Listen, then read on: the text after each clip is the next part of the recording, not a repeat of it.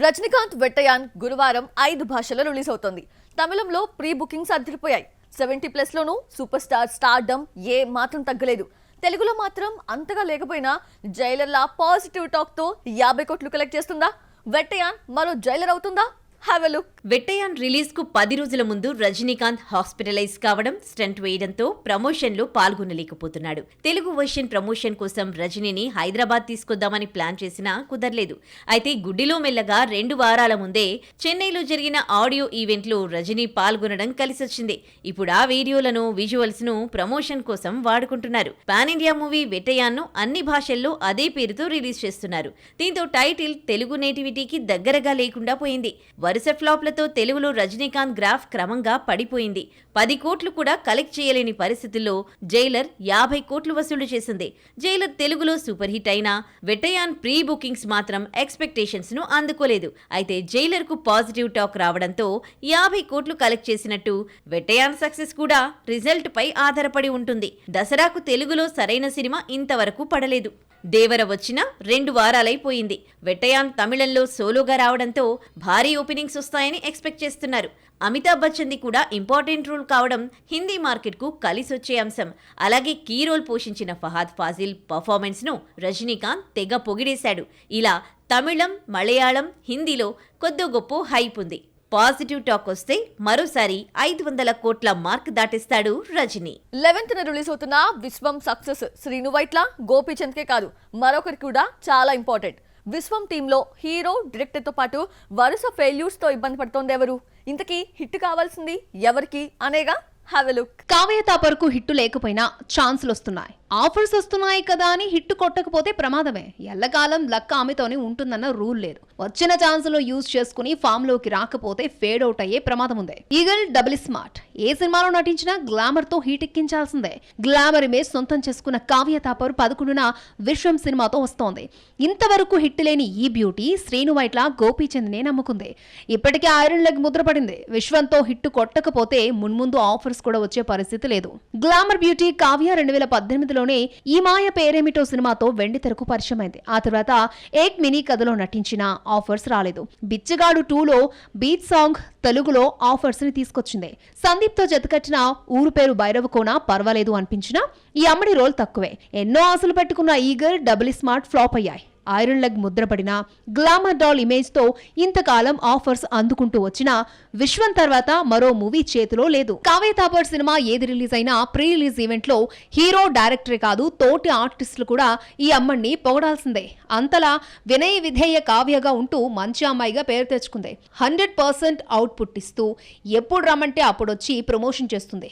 ఈ అమ్మడిలో క్వాలిటీస్ అన్ని బాగానే ఉన్నా అదృష్టమే వెక్కిరిస్తోంది. విశ్వం హిట్ అయితే మరిన్ని ఆఫర్స్ వస్తాయి, లేదంటే కావ్య తాపర్ ఫేడ్ అవుట్ అయ్యే ప్రమాదం లేకపోలేదు. ప్రభాస్ సినిమా బడ్జెట్ పెరగడమే కానీ తగ్గడం ఉండదు. కల్కి లాంటి మైథలాజికల్ ఫ్యాంటసీ తీసినా, రాధేశ్యామ్ వంటి రెగ్యులర్ లవ్ స్టోరీ తీసినా బడ్జెట్ లో పెద్ద తేడా ఉండదు. అదేంటో గానీ 200 కోట్ల బడ్జెట్ తో మొదలైన రాజాసాబ్ బడ్జెట్ డబుల్ అయిపోయింది. ఇక సందీప్ రెడ్డి వంగ డైరెక్షన్ లో నటించే స్పిరిట్ మొదలు కాకుండానే ఎంతకు చేరిందో తెలుసా? Watch the story. Baahubali Prabhas కు పాన్ ఇండియా ఇమేజ్ తీసుకురావడంతో పాటు బడ్జెట్ ను పెంచేసింది. డైరెక్టర్ విషయంలో డార్లింగ్ తేడా చూపించడు. స్టార్డమ్ లేని డైరెక్టర్ కు ఛాన్స్ ఇచ్చినా బడ్జెట్ మాత్రం 400 కోట్లు దాటాల్సిందే. రన్ రాజా రన్ తో దర్శకుడిగా పరిచయమైన సుజిత్ కు ఛాన్స్ ఇస్తే సాహో బడ్జెట్ 300 కోట్లకు చేరింది.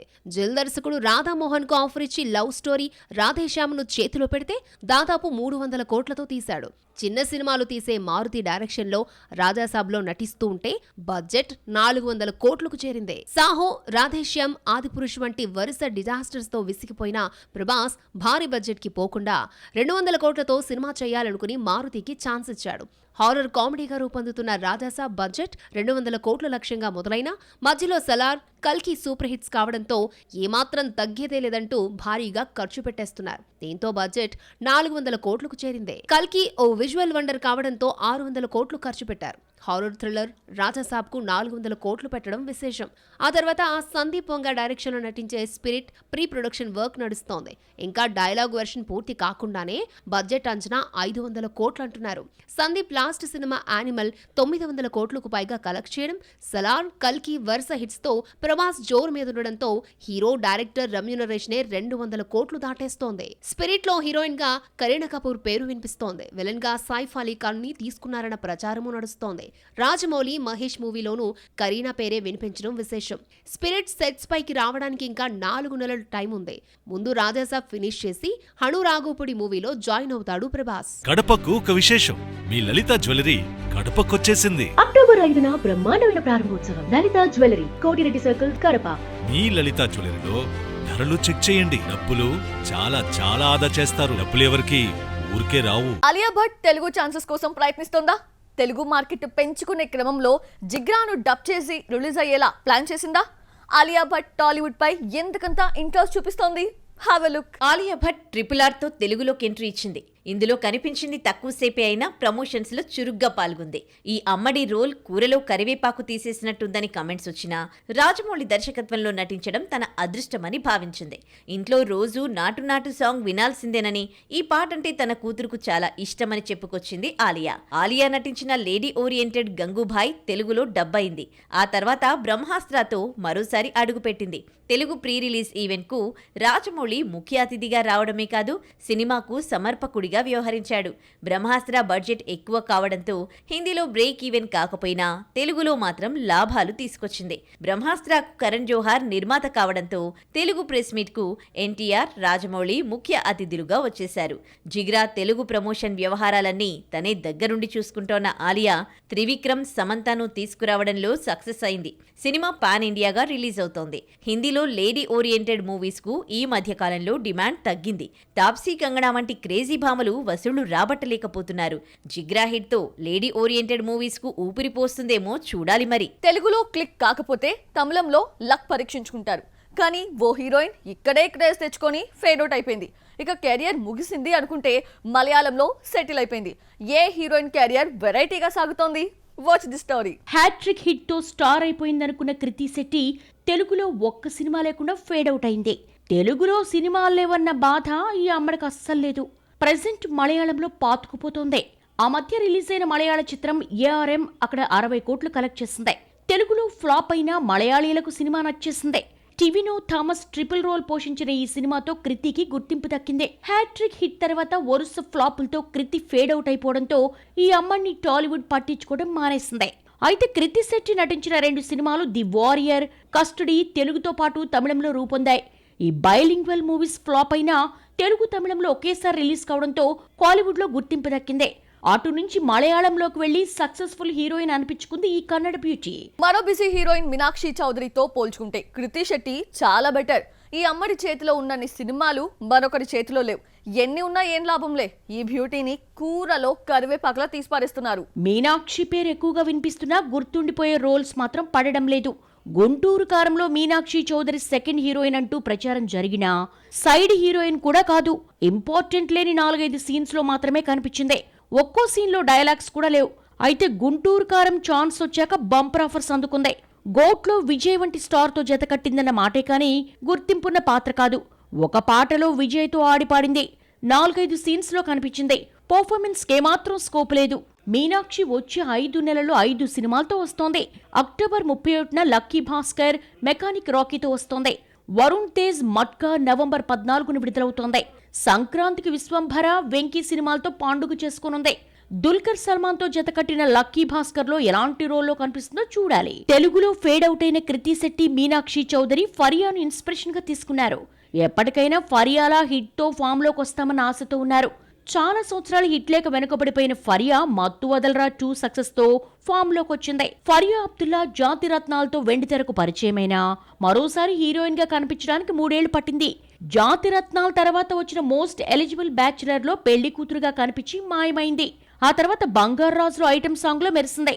రవితేజ రావణాసురులో లాయర్ గా పర్ఫార్మెన్స్ తో ఆకట్టుకున్న సినిమా ఫ్లాప్ కావడంతో గుర్తింపు దక్కలేదు. ఆ ఒక్కటి అడక్కులో హీరోయిన్ గా నటించినా ఫలితం దక్కలేదు. ఎట్టకేలకు మత్తు వదలరా 2తో సక్సెస్ అందుకుంది. కడపకు ఒక విశేషం. మీ లలిత జ్యువెలరీ కడపకొచ్చేసింది. అక్టోబర్ 5న బ్రహ్మాండమైన ప్రారంభోత్సవం. లలిత జ్యువెలరీ, కోటిరెడ్డి సర్కిల్, కడప. మీ లలిత జ్యువెలరీలో ధరలు చెక్ చేయండి. డబ్బులు చాలా చాలా ఆదా చేస్తారు. డబ్బులు ఎవరికి ఊరికే రావు. కమెడియన్స్ హీరోగా ఎన్ని సినిమాలు చేసినా 1-2 సక్సెస్ల తర్వాత హిట్ పడదు.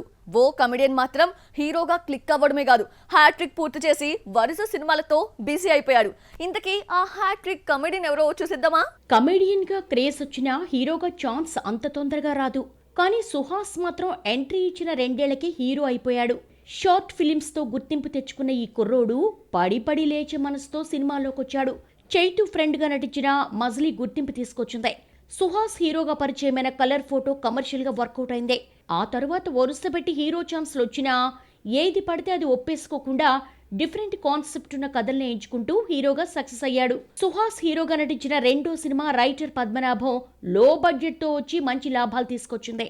ఆ తర్వాత వచ్చిన అంబాజీపేట మ్యారేజ్ బ్యాండ్ భారీ లాభాలు తీసుకురాకపోయినా హ్యాట్రిక్ కొట్టాడు. ఆ తర్వాత నటించిన శ్రీరంగనీతులు, ప్రసన్నవదనం ఫ్లాప్ కావడంతో 12న వస్తున్న జనక అయితే గనకపై ఆశలు పెట్టుకున్నాడు సుహాస్. సినిమా ట్రైలర్ ను రిలీజ్ చేయగా యూత్ కంటెంట్ తో ఆకట్టుకుంది.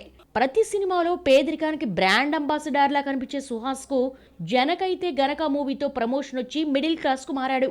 మధ్యతరగతి వ్యక్తి తనకు పుట్టబోయే పిల్లల విషయంలో ఎలాంటి ప్లానింగ్ చేస్తాడు, వారి భవిష్యత్తు కోసం ఎలాంటి జాగ్రత్తలు తీసుకుంటాడో అనే సబ్జెక్టుతో ఈ సినిమాను దర్శకుడు సందీప్ రెడ్డి నిర్మించారు. దర్శకుడు ముందుగా నాగ చైతన్యని హీరోగా అనుకున్నాడు. ఆ సమయంలో చైతు బిజీగా ఉండడంతో దిల్ రాజు సలహా మేరకు సుహాస్ను తీసుకున్నాడు.